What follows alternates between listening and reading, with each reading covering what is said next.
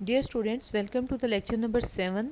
आज का लेक्चर हम दो पार्ट्स में करेंगे। फर्स्ट पार्ट में क्वेश्चन नंबर 4 से लेकर क्वेश्चन नंबर 6 सॉल्व करेंगे और उसके बाद पार्ट 2 में क्वेश्चन नंबर 7 से लेकर क्वेश्चन नंबर 9 सॉल्व करेंगे और क्वेश्चन नंबर 10 हम साथ साथ सॉल्व करते जाएंगे, क्योंकि क्वेश्चन नंबर 10 कहता है कि convert the algorithms of question number 4 to 9 to flow charts. तो हम इसको साथ साथ सॉल्व करते जाएंगे। तो स्टार्ट करते हैं क्वेश्चन नंबर 4 से। क्वेश्चन नंबर 4 की स्टेटमेंट है, write an algorithm to calculate the area of rectangle for given breadth and length.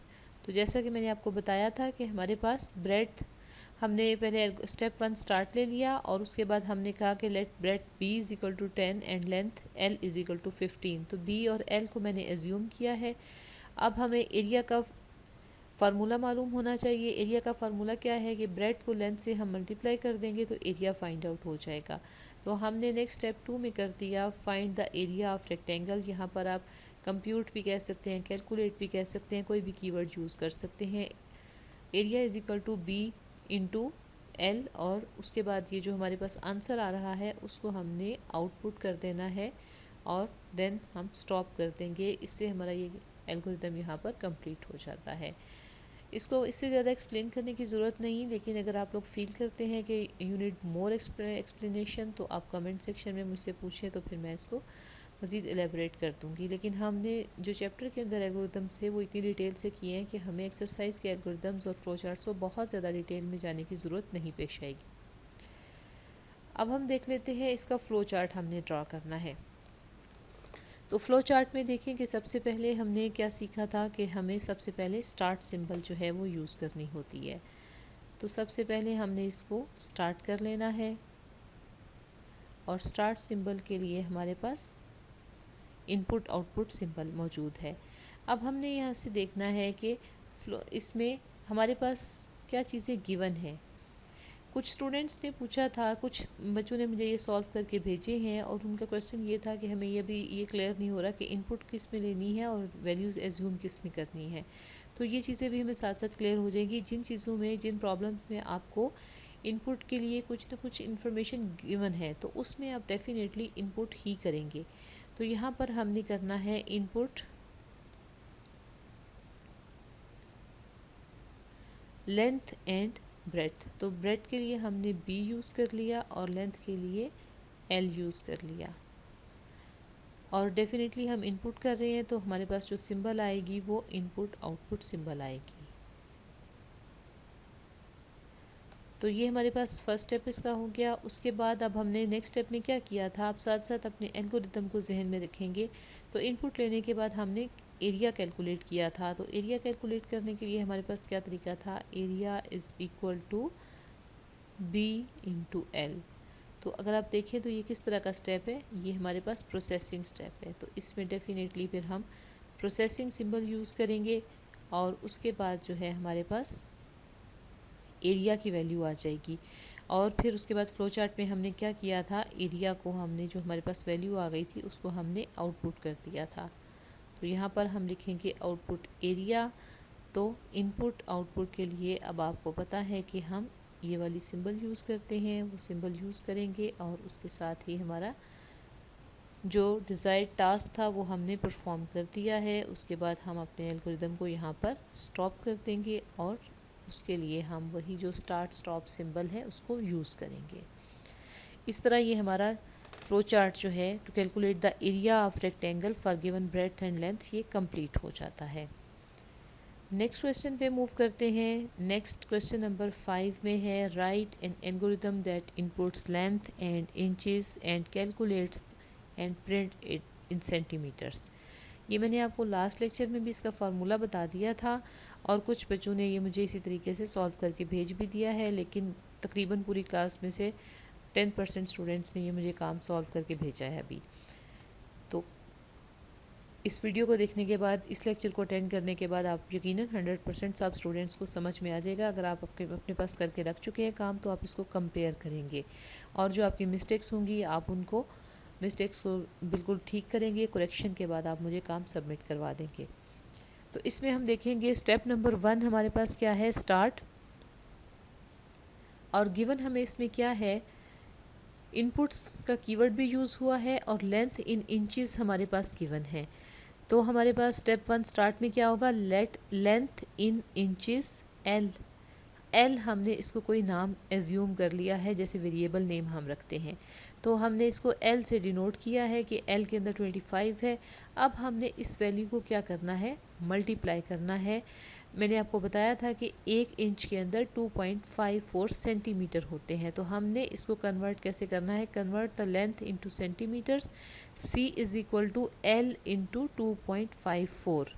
तो इस L की जो भी वैल्यू होगी उसको हम 2.54 से मल्टीप्लाई करेंगे, तो जो हमारे पास आंसर आएगा वो C में आ जाएगा। उस आंसर को हम आउटपुट कर देंगे और उसके बाद हम स्टॉप कर देंगे। हमारा कन्वर्जन जो है वो इंचेस से सेंटीमीटर्स में कन्वर्जन हो जाएगा। अब हम इसका फ़्लो चार्ट ड्रॉ करते हैं।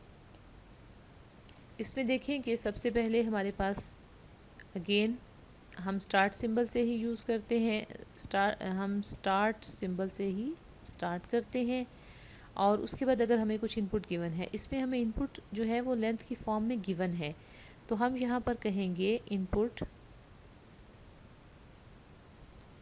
लेंथ पूरा नहीं मैं लिख रही, इसको मैं एल से डिनोट कर रही हूँ। लेंथ को हमने एल से ले लिया और उसके बाद यहाँ बेशक आप इसकी वैल्यू एज्यूम करें या ना करें, इससे कोई फ़र्क नहीं पड़ेगा। नेक्स्ट हमने क्या किया था, सी की वैल्यू सेंटीमीटर की में वैल्यू जो है वो कैलकुलेट की थी, कंप्यूट की थी और लेंथ को हमने 2.54 से मल्टीप्लाई किया था। तो ये हमारे पास प्रोसेसिंग स्टेप है,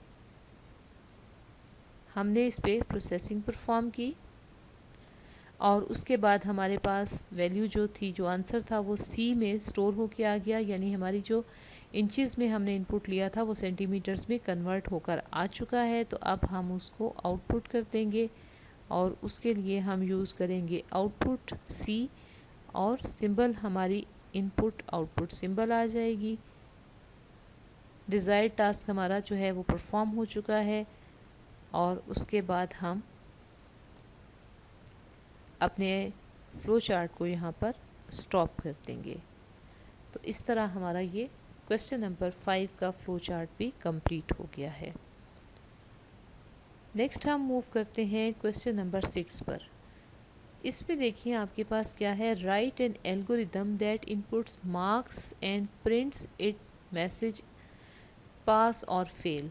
ये आप ऑलरेडी जैसे ग्रेड्स का आप चैप्टर जो है क्वेश्चन आप एक एग्जाम्पल कर चुके हैं, उसमें बहुत सारी कंडीशंस थी कि ग्रेड जो है वो अगर 80 से अबव मार्क्स है तो क्या ग्रेड रखना है, 70 से अबव है तो क्या रखना है। लेकिन यहाँ पर सिंपल सी सिर्फ 2 कंडीशंस हैं। सबसे पहले इसके हम एल्गोरिदम को देखते हैं। एल्गोरिदम में स्टेप 1 हमारे पास है स्टार्ट और उसके बाद नेक्स्ट स्टेप में हम इसी स्टेप के अंदर हमने क्या करना है, जो इनपुट गिवन है, इनपुट हमें गिवन है कि हमारे पास मार्क्स की सूरत में इनपुट जो है वो मौजूद है। तो हमने जैसे इनपुट में ले लिया m, मार्क्स को हमने m से डिनोट कर लिया। स्टेप 2 में if m is greater than 33, तो हमारी कंडीशन क्या है कि m अगर 33 से ग्रेटर है या इक्वल है, तो हम क्या करते हैं, स्टेप नंबर 4 पे चले जाते हैं। स्टेप नंबर 4 कहाँ पर है हमारा, ये इट मीन्स कि अगर मार्क्स 33 या उससे ज़्यादा है तो हम आउटपुट करेंगे पास और उसके बाद नेक्स्ट हम स्टॉप कर देंगे। लेकिन दूसरी सूरत में हम m की वैल्यू जो है वो 30 से लेस भी एज्यूम करके देखेंगे। लेट्स से कि हमारे पास 33 से लेस है वैल्यू, m की वैल्यू 30 है, तो क्या होगा यहाँ पर m इज़ ग्रेटर देन और इक्वल टू 33 नहीं, ये कंडीशन फॉल्स हो रही है। अब हम स्टेप नंबर 4 पर मूव नहीं कर सकते और अगर स्टेप नंबर 4 पर मूव नहीं कर सकते तो क्या करेंगे, जो हमारे पास हमारे प्रोग्राम का या फ़्लो चार्ट का या एल्गोरिदम का एक नॉर्मल पाथ होता है, हम उसको फॉलो करते हैं। तो यहाँ पर भी हम इसके नॉर्मल पाथ में हमारे पास नेक्स्ट स्टेप नंबर 3 आ रहा है। स्टेप नंबर 3 में क्या हम कह रहे हैं कि आउटपुट करें fail and go to step 5। तो फेल टाइप करने के बाद, फेल प्रिंट करने के बाद वो स्टॉप कर देगा एल्गोरिदम को। अब देखिए यहाँ पर अदरवाइज़ का कीवर्ड भी यूज़ हो सकता था कि अगर if m is less than if m is greater than 33, greater than or equal to 33, then go to step 4, else go to step 3 या otherwise go to step 3, ये भी हो सकता था। लेकिन कोशिश हमें करनी चाहिए कि हम जितना ज़्यादा प्रोग्राम को, एल्गोरिदम को और फ्लो चार्ट को, इन सब चीज़ों को जितना सिंप्लीफाइड रखें, कम से कम नंबर ऑफ़ स्टेटमेंट्स में उनको सॉल्व करने की कोशिश करें, उतनी ही हमारे प्रोग्राम की, हमारे एल्गोरिदम की, उसकी परफॉर्मेंस जो है वो अच्छी होगी। अब हम इसका फ़्लो चार्ट जो है वो भी राइट करके देखेंगे। बल्कि इसका फ़्लो चार्ट मैं सबसे पहले आपको यहाँ पर ही बताऊँगी कि अगर देखें कि स्टेप 1 जो हमारा है ये स्टार्ट है। यहाँ पर हमारे पास क्या आ रहा है, कंडीशन। इट मीन्स कि कुछ डिसीजन मेकिंग हो रही है।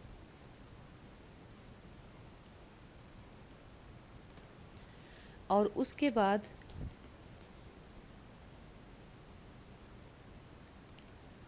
इस डिसीजन मेकिंग के बाद हमारे पास जो भी आंसर आ रहा है उसको हम आउटपुट करवा रहे हैं। और आउटपुट के बाद हम इसको, आउटपुट सिंबल्स हमारे पास यहाँ 2 जगह पर आ रही हैं। अब हम क्वेश्चन नंबर 6 का फ़्लो चार्ट ड्रा करेंगे। इसमें देखिए हमारे पास इनपुट में मार्क्स आ रहे हैं और हमने पास और फेल की कंडीशन जो है वो लिखनी है। तो इसको स्टार्ट करते हैं। सबसे पहले हम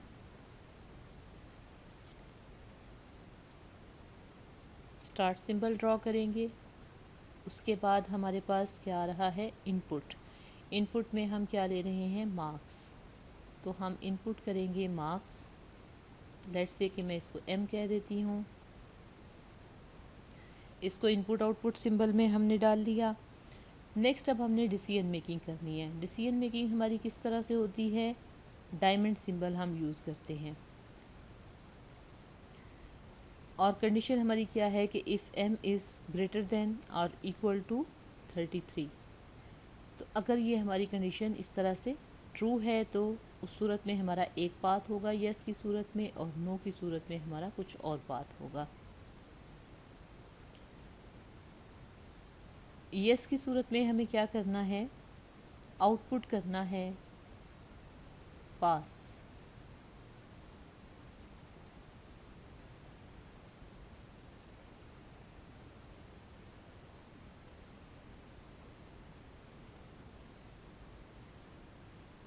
और नो की सूरत में हमें आउटपुट करना है